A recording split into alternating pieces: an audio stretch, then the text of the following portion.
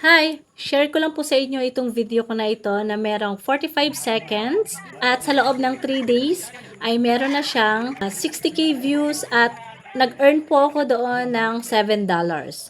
Ito pong video ko na po ito ay hindi po siya sa Reels.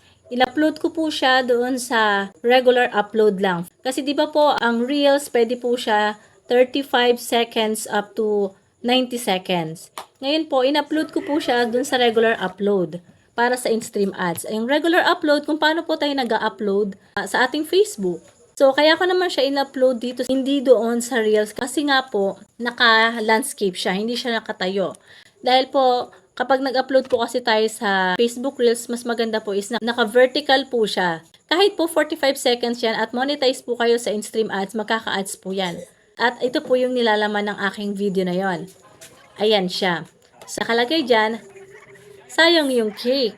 Yan. And then yung title ko is, hala, sayang yung cake. Diyan guys, kaya siguro dumami yung views ko. Umabot siya ng 60k views sa loob lang ng 3 araw. Dahil siguro na-curious sila na doon pa lang sa title ko na, hala, sayang yung cake. And then siguro pinlay nila. Then, ayun nga guys, nakakapagtaka kasi 45 seconds lang, sa loob ng 3 days, umabot na siya ng $7.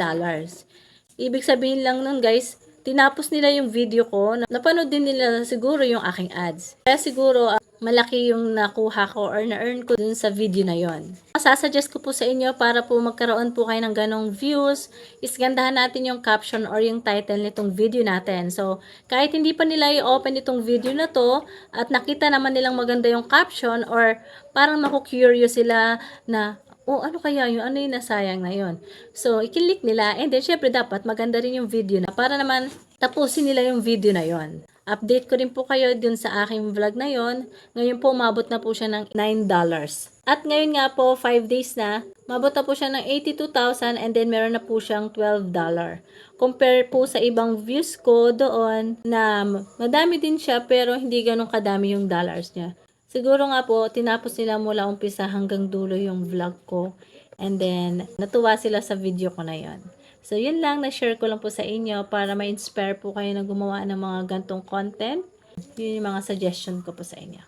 So, yun lang po. Ang masasabi ko na lang is always share the love, keep the faith, love, and hope. Bye!